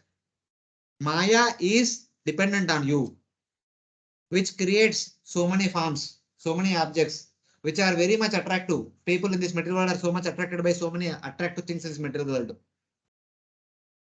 because it has variety. Though you are transcendentally fixed in one form, but we want to be attracted by you. We want to realize you because you are independent. Though Maya has variety, it is completely dependent. Though Maya has so much external attractiveness, but still we want to get attracted to you. That means a condition in the material world is so not so much attracted to Supreme Lord. The way they are attracted to Maya. Lord Shiva is praying that we should pray that we should become attracted to Lord Vishnu, not to Maya. So in that way. We desire to realize you with your form as Bhagavan. The theoretical understanding or theoretical knowledge of the Lord may not attract to the Lord continuously. Lord Shiva said that by hearing about you, we are attracted to you, but it is not complete. In order to make sure that our attraction to you will continue everlasting, you should show your form. Unless until we see your form, our attraction to matter will not become nullified. Therefore, show your form and make us realize about your transcendental beauty so that we will not become attracted to the material beauty, which has variety. So this is the request of Lord Shiva unto Lord Vishnu. So in that way. Oh Bhagavan, you as the Purusha have created this universe. As the first Purusha, Mahavishnu, had created this universe. As Vishnu, you maintain it. As Garbhodaksha Vishnu and Kshirodaksha Vishnu, maintain it. And as Sankarshana, you destroy it. From Lord Sankarshana's mouth, only fire comes and destroys the 14 planet systems like that. You use Maya for creation, maintenance, and annihilation. What is this Maya? Maya cannot affect you, means Maya is your servant. By that Lord's Maya, there appears people's knowledge in the world of various different objects, which appear to be wonderful, though they are not. The material objects appears to be so beautiful, but they are not so beautiful because the knowledge by which we see the metal objects are all beautiful is the knowledge of Maya only. That is not transcendental knowledge. In that way. In reality, the material world is not beautiful, but the knowledge given by Maya makes us think that the material objects are beautiful. Unless until we realize the spiritual knowledge, unless until we realize the Supreme Lord's transcendental form, till then we are attracted to Maya. Please therefore show yourself, give your darshan, and make us realize your transcendental beauty and form. Theoretical understanding does not give us complete realization. Give us practical realization like that. Lord Shiva is praying to Lord Vishnu. Praying for the knowledge or it is praying for giving God darshan? Darshan. He's not praying for the knowledge. The knowledge we will to see God. No, from the very beginning he's saying, "No, we want to see your form. Darshanam Didukshanam Dehi Bhagavad Archanam." When he said by knowledge of Maya is making us attracted to Maya. Knowledge of God will Abhi dekho. sense. Abhi tell me, who becomes attracted to America? Who becomes attracted to America? Simple. Hearing about America is material knowledge. That is Maya. Same thing spiritually also. Okay. Like, don't take an offensive. We are also hearing about Lord's form so many times in the Bhagavatam. We are also attracted to Lord's form. But that attraction is still theoretical only. But if one really gets to see the form of the Lord, then it is complete. The Anuruddhas, one person in Srirangam, he was after a lady. When procession is going on, still he was looking at the eyes of that lady only, looking at the lady only, not the eyes at the time. Ramanujara saw that person. What is this? When Lord is coming, everyone stood up and paying obeisance to Lord, and this fellow is looking at the lady. What is this? Call him. Called. Ramanujara told, "Why are you looking at that lady? What is so special in that lady?" He said, "The eyes. I am completely attracted to the eyes of that lady. I don't want to see anything else in this world." Then Ramanujara told, "If I show you something more beautiful than that, will you give up looking at her?" He said, "Yes." So coming to the temple next day evening. He came. Ramanujacharya showed the beauty of Lord Ranganath. That's all. He surrendered to Lord Ranganath. Okay. He is a genuine person. He is convinced. Eyes of this lady is beautiful, so I am attracted to her. Something more beautiful, I attracted to her. No problem. But later on, Ramanuja told that you marry her. He married her. And both of them became devotees. They served very nicely. Huh? His attraction to her is not just like the lusty platform. His attraction to her is genuine. So it is like that.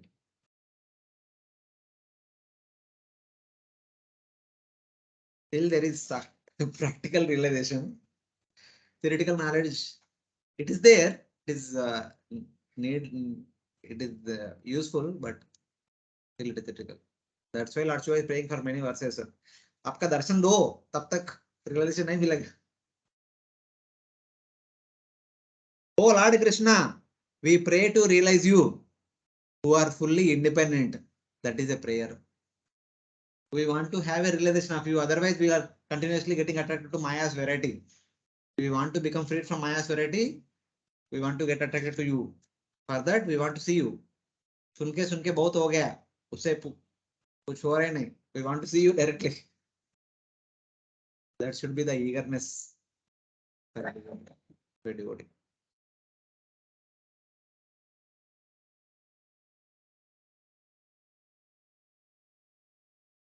क्रियाकलापैरिदमेव योगिना श्रद्धान्विता साधु यजन्ति सिद्धये भूतेन्द्रियान्ताकरणोपलक्षितम् वेदे च तन्त्रे च त एव कोविधा. Dear God, your universal form consists of all five elements: the senses, mind, intelligence, ego, and the Paramatma. Louder. Expansion is the director of everything. He is other than the devotees, namely the Karma Yogi and Jnana Yogi, worshipped you by their respective actions in their respective conditions. It is stated both in the Vedas and in the Shastras that are the qualities of the Vedas and indeed everywhere. It is only you who are to be worshipped. It is the expert version of all the Vedas. Lord Shiva further continues. By various actions, Kriya Kalapaya, yogis, expert in the Vedas and Pancharatra scriptures, filled with faith, Shraddhanvita, and aiming for perfection, Siddhaye, worship the Lord, who has a form with his body, senses and antakarana under his control. Bhuta Indriya Antakarana Upalakshitam. Some Karma Yogis and Ashtanga Yogis worship the first Purusha, that is Mahavishnu, the Paramatma, the Antaryami of all beings. This is described briefly. By various activities, some Karma Yogis and Ashtanga Yogis, they worship the first Purusha, Mahavishnu, as Paramatma, in order to attain the highest perfection. What is this form? It is known to have a body, senses, antakarana under his control. He has a form controlling these items. Basically, Paramatma is always in Yoga Nidra. That means he kept his complete form in the complete control. Yoga Nidra is not a normal sleep. It is Yoga Nidra. Keeping all the body senses in complete control. That is the description of Paramatma. Those who are learned among the karmis and yogis realize this form and not others. Those who practice Nishkama Karma Yoga, then Jnana Yoga, then Ashtanga Yoga will only realize the form of Paramatma. Because in the Samadhi state, they will get to see the form of Paramatma within the core of the heart. They don't identify with the body. They don't see with the external objects. They only get to see. They become realized at the point of time when they come to Samadhi. The Paramatma form.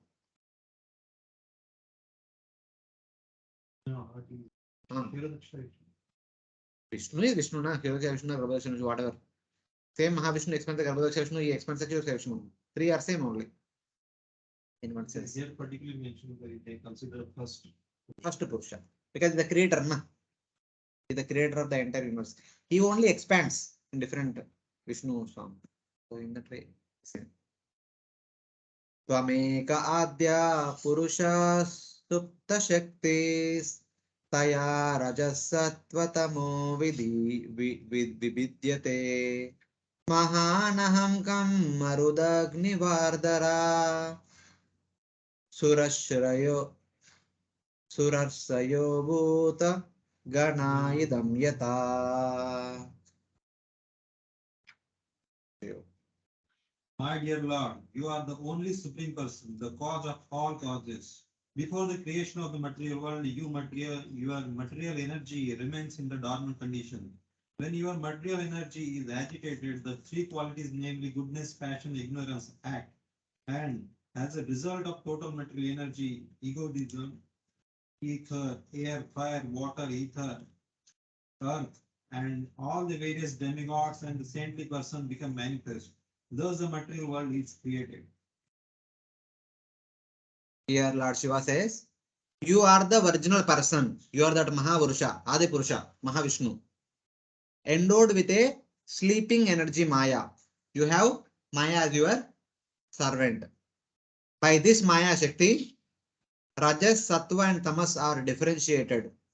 When you glance upon Maya, Maya produces three gunas. The three gunas are activated.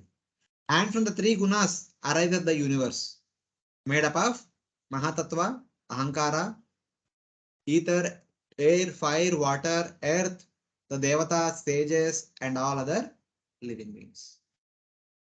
So Mahavishnu, when he glances upon Mahamaya, she produces three gunas. From three gunas comes 24 elements, from which comes the 14 planet systems, from which comes all the different variety of living entities. These are different activities of Mahavishnu, that are Paramatma. You, in the form of the Antaryami of Prakriti, the first Purusha, reveal yourself to some people. You possess a sleeping energy known as Maya, Mahamaya. For the creation, your sleeping energy Maya wakes up. And afterwards, by this awakened energy, the gunas appear separate from you. From the gunas arises Mahatattva, Ahankara, the Pancha Mahabhutas, Karmendriyas, Jnanendriyas, Devatas, sages, and all other living entities. These are different activities of the Mahavishnu. When they meditate upon Mahavishnu or Paramatma, they also meditate the pastimes of Mahavishnu. Because we cannot simply meditate on per person. We have to meditate upon a person along with his qualities, activities, attributes, etc. etc. It's called Guna Smaranam, Leela Smaranam. Huh? Guna Smaranam, Leela Smaranam. Mahavishnu Leela Smaranam is creation. And other avatars, Lord Krishna Leela Smaranam is Lord Krishna various pastimes. So in that way. So then it further continues how Mahavishnu is further meditated upon. Srishtam sashakte pravistas chaturvidam puramatmasmakena ato vidustam purusham santamantar bhungte rushikeir madhusaragamya. My dear Lord, after creating by your own potencies, you enter within the creation in four kinds of forms. Being within the hearts of the living entities, you know them and know how they are enjoying their senses. The so called happiness of this material creation is exactly like the bee's enjoyment of honey after it has been collected in the honeycomb. Yeah. Lord Shiva says, the Lord has entered the bodies of four types. So you kindly see the sequence how what Lord Shiva is telling. Some people treat you as Brahman who spread everywhere from which all the universes come. The Jnanis treat you as Brahman. But the Nishkama Karma Yogis and Ashtanga Yogis treat you as Paramatma. Who is Paramatma? Paramatma is the first Purusha who has Maya.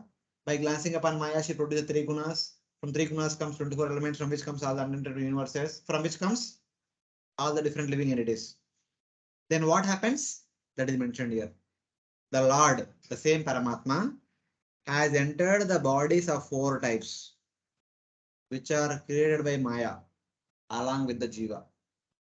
After the forms are created by Brahma, with a combination of the 24 elements, which are the byproducts of the three gunas, which are from Maya, then the Jivatma along with Paramatma along with Jivatma enters into those different bodies. The Devata body, human body, animal body, Pashu body, Pakshi body, and so many things. Four types. Well, I'll explain later on when purport comes. The four types are Andaja, Udbija, Fejada, Jarayuja. So in that way. Therefore, the Jiva within the body is known as Purusha. The living entity who is situated in the body is called as Purusha. Why is called Purusha and all will be explained elaborately in the next chapter. Allegorical story of Puranjana. That time we'll understand more detail. He, the Jiva, enjoys the honey created by the bee using his senses, even though he gets stung.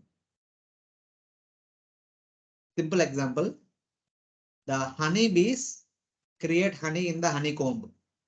If somebody who is desirous of experiencing that honey, what we have to do? We have to create smoke so that we can throw away the honeybees, so that we can get the honey from the honey beehive. But while doing so, there is a possibility that sometimes the honeys will sting that person. This is an example. The Jiva having entered the material body, which is called Pura. Pura Tishtati iti Purusha. He who having entered into a Pura and tries to enjoy in that Pura. Pura is the city, consisting of so many facilities. This we will understand more detail in the next chapter. Navadvara Pure Dehi. Jiva enters into a city known as consisting of 9 doors, 9 dwaras. So, but in that city, one wants to enjoy. While enjoying, one also goes through some troubles, some stinging. Whatever one want to enjoy, whichever object one want to enjoy, the provider of that object will sting us. When we want to enjoy the nice feast, the restaurant provider at the end will give us the bill. If you don't pay the bill, we are punished. So it's like that. Or when we want to enjoy the body will respond in the way giving us disease.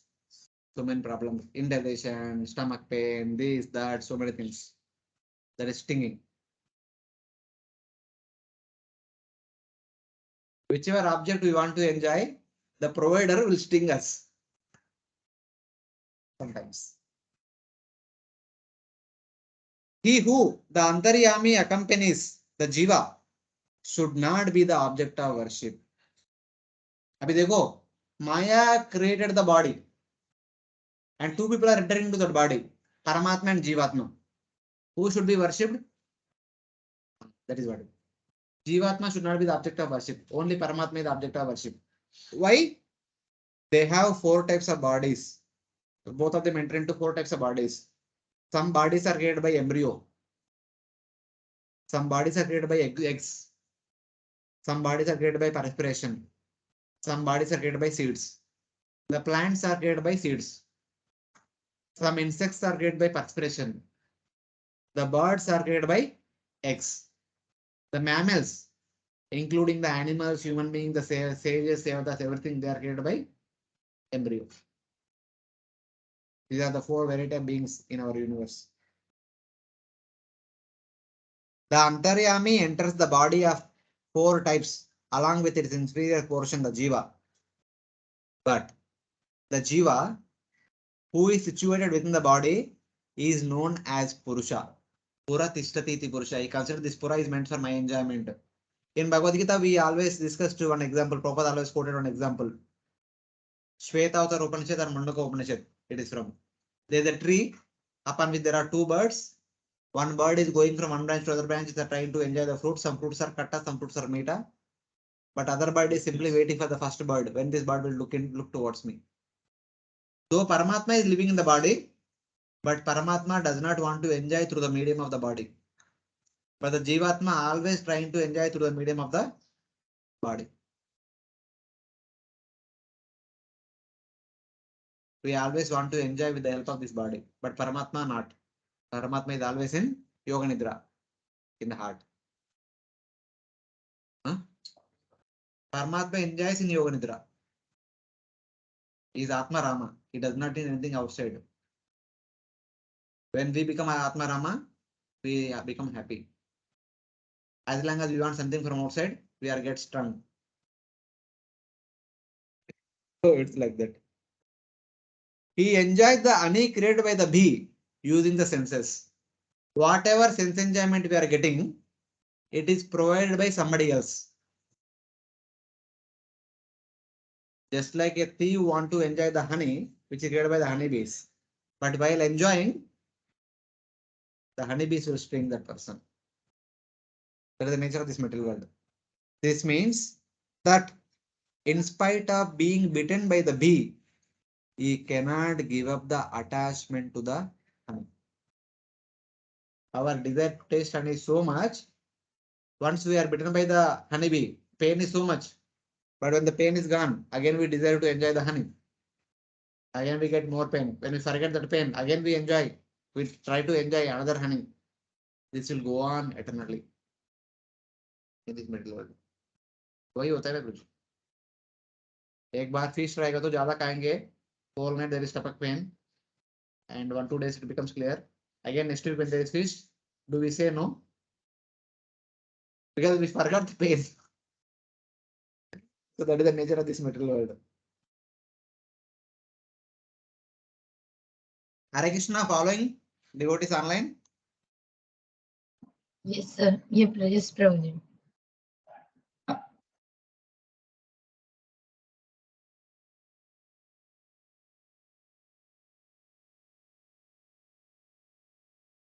स एष लोकान् अतिचण्डवेगो विकर्षति त्वं खलु कालयाना भूतानि भूतेरनुमेय तत्त्वो गुणावलिर्वायुरिवा Eva विसैः. My dear Lord, your absolute authority cannot be directly experienced by one, but one can guess by seeing the activities of the world that everything is being destroyed in due course of time. The force of time is very strong and everything is being destroyed by something else. Just as one animal is being eaten by another animal, Time scatters everything, exactly as the wind scatters clouds in the sky. Lord Shiva is continuing. What happens to those people who are attracted to honey? What is their condition in this material world? Running after honey. That is being mentioned in the next 2-3 verses. The Lord, possessing great force, disturbs the places of enjoyment and destroys living beings by other living beings, using the invisible form of time, just as an unbearable wind destroys the clouds. This is Bhagavad Gita verse. Vayo Riva Ganavali. In the form of time, you drag the non-devotee jiva along with his covering. This is explained in 2 verses. The non-devotee jiva who is after honey will be dragged by the time. He will go through cycle of repeated birth and death. You agitate the places of enjoyment. You destroy one entity by another entity. Matlab, in due course of time, people get destroyed by each other. If there is a war, one fellow kills another fellow. This means Jivo Jivasa Jivanam. One living entity, one living being lives off another living being. We depend on other living entity. If we want to eat rice, we have to cut rice plant. Jivo Jivasa Jivanam. So in that way. This is how for the sustenance of one living entity, they kill another living entity. This is the effect of time. That's how Lord will drag the people ahead. Pramattamucchairitikritya chintya pravruddalobam vishayeshu lalasam tvamapramatyo sa vipadyase shulle lihanor ivakumantaka. My dear Lord, all living entities within this material world are mad after planning for things. They are always busy with a desire to do this or that. This is due to uncontrollable greed. Greed for material enjoyment is always existing in the living entity. Your lordship is always alert. And in due course of time, you strike him just as snakes in the house and very easy. How the people are bewildered in this material world is spoken by a very nice analogy. Gauram Prabhu always quote this verse many times in his classes. Like a frog is trying to eat an insect for its own enjoyment without noticing that the frog is in the mouth of a snake. It is about to die. It is not afraid of death, but it is looking for some enjoyment. That is our condition in this material world. On one side, Kala is devouring us, but without realizing that we are still trying to enjoy as much as possible. With great attention in the form of time, you suddenly seize the greedy person desiring material objects who is intensely mad with thoughts of all the things he should do, just as a snake licking its lips seizes a mouth. Even a dying person also so many business plans, so many plans for the future. And pleads to doctors, doctor, please save me. I have so many plans to execute. So many pending things are there. I have to complete all the things. Please extend my life for one more year. That's how we are attached to this material world. This verse describes how the Lord destroys everyone. People become mad thinking, this should be done, that should be done, iti kritya, uti kritya, something like that. But you seize them in the form of death. Touching the tip of tongue to the lips, you are like a snake seizing a mouse. Lord comes like a snake, we like a frog or mouse trying to enjoy the objects of this material world, the insects of this material world. So in that way.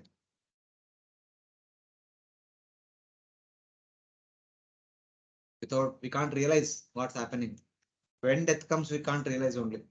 It suddenly comes and takes us away. We may be having so many plans to execute. Because that is for non-devotees. Devotees are happy. Death means going back to Godhead. For non-devotees, death means full stop to all their enjoyment. Kastvat padabjam vijahati pandito yaste vamana vyayamana ketana visankayasmad gururarchati smayat vinopapattim manavas chaturdasha. My dear Lord, any learned person knows that unless he worships you, his entire life is spoiled. Knowing this, how could he give up worship your lotus feet? Even our father and spiritual master Lord Brahma unhesitatingly worship you, and the 14 Manus followed in his footsteps. Yeah.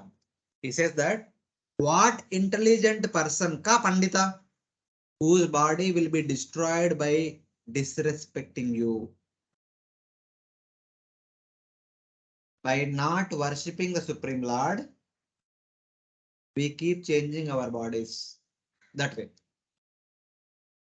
Would reject your lotus feet. Which knowledgeable person who understands that by disrespecting you, they will have to give up their bodies continuously, will not worship you, will reject your lotus feet. Which Brahma worshipped out of fear of rebirth. Which Brahma worshipped out of fear of rebirth, and the 14 Manus worship with strong faith. Lord Brahma and the 14 Manus and all the Rishi, they continuously worship you out of fear of getting repeated birth and death. And which knowledgeable person will not take shelter of you? Even Brahma, Shiva, and other devatas are worshipping you with the fear of getting rebirth again. Which knowledgeable person will not worship you? The foolish person never worships you. He has a body destroyed by time because they disrespected you. Our Guru Brahma worshipped those lotus feet out of fear of rebirth. That is the statement of all reciters. Sma. Lord Shiva is considering the Brahma to be his Guru because his father, na? Even our Guru, our father also continuously worships your lotus feet out of fear of getting rebirth. Then which knowledgeable person will not worship you? Even the 14 Manus worshipped those feet with naturally strong faith or without material desires. 14 Manus also worship your lotus feet without material desires, with a desire to go back home, back to Godhead. So which knowledgeable person, even if Brahma is worshipping the Supreme Lord so that he will not take birth again, which knowledgeable person will not worship you? So like that is really. A real knowledgeable person should actually worship the Supreme Lord. Aham sarvasya prabho matam sarvam pravartate iti matva bhajanti mam buddha bhava samvitaha. Atas atatvam asi no brahman paramatman vipaschitam vishwam rudrabhayadvastam akutaschet bhayagati.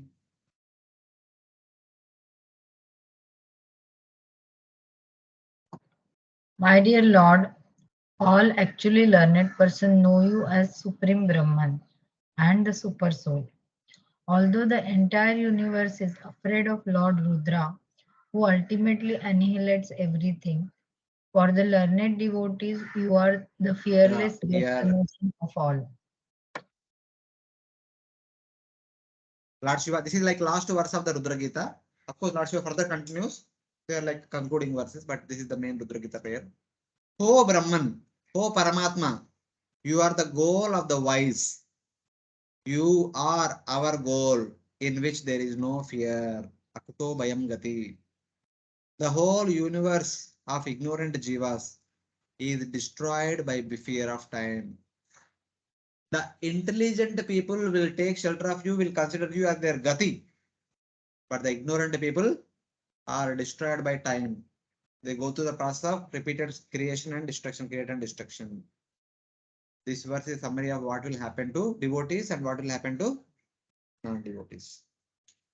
You are the goal of the wise, not the fools, because everything in universe is destroyed by fear of Lord Shiva, fear of time. This means the ignorant jivas in this world are destroyed by fear of time. In due course of time, everything is destroyed in the material world.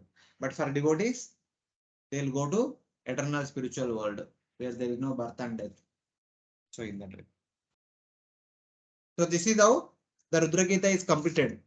The sixth, all the way from 32 to 68, Lord Shiva offered the main prayer. So now Lord Shiva is going to conclude. We have just 10 more verses, just will briefly go through, not many points. so that this chapter gets completed today.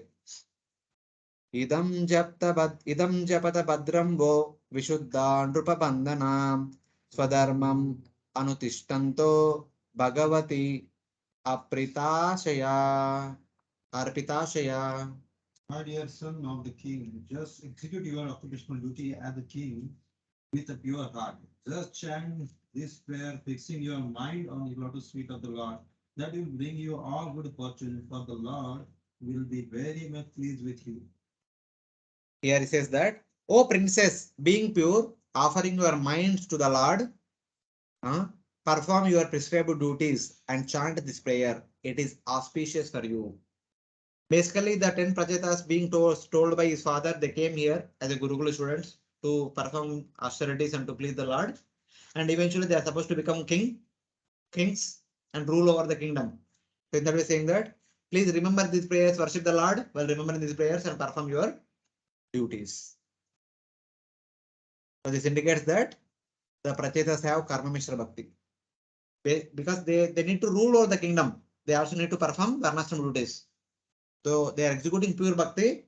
Similarly, they are also performing their worldly duties. So they have Karma Mishra Bhakti in that way. तमेवात्मानम् आत्मस्थं सर्वभूतेषु अवस्थितं पूजयाध्वं गृणतश्च ध्यायन्तश्च सकृद्धरीम्. Therefore, O sons of the king, the supreme personality of Godhead is situated in everyone's heart.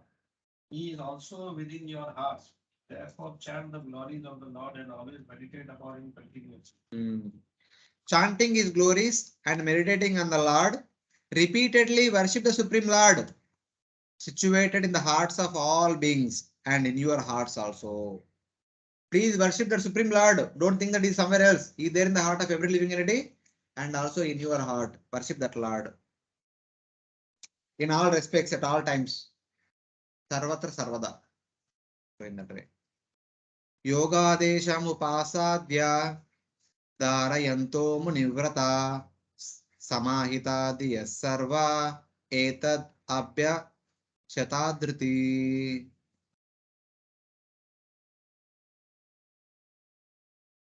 Please.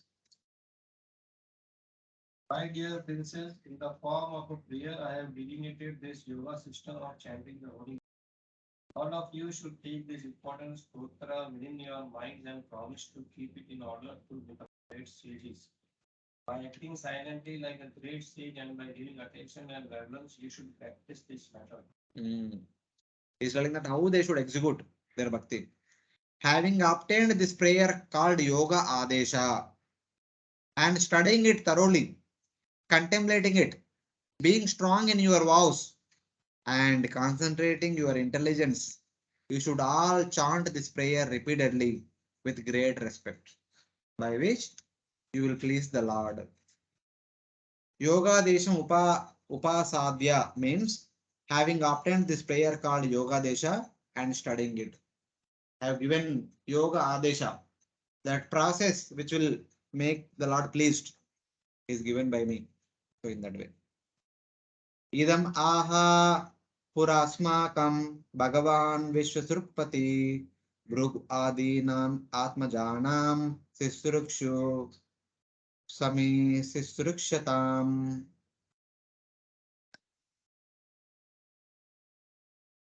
What would you read? Hare Krishna, Prabhuji, you read because I have to leave the house at 4:30 for some program. So I'm just listening. No problem, no problem. So I will only go through. It's okay, just few verses. Formerly Brahma, the creator of the universe, Vishwasupati, desiring to carry out creation, spoke this prayer to us, to his sons, including Bhrigu, who desired to carry out creation. This Rudra-Gita prayers were given by Lord Brahma to his children. The four Kumaras, Lord Shiva, and all other Manasaputras like Bhrigu, Vasishta, Pulaha, Kratu, everyone knew about this prayer. So that's how Lord Shiva is teaching this prayer to the 10 Prachetas now. Te vayam nodita sarve praja sarge prajeshwara anena dvasta tamasa sisrukshmo vividha praja. Here it says, I will read.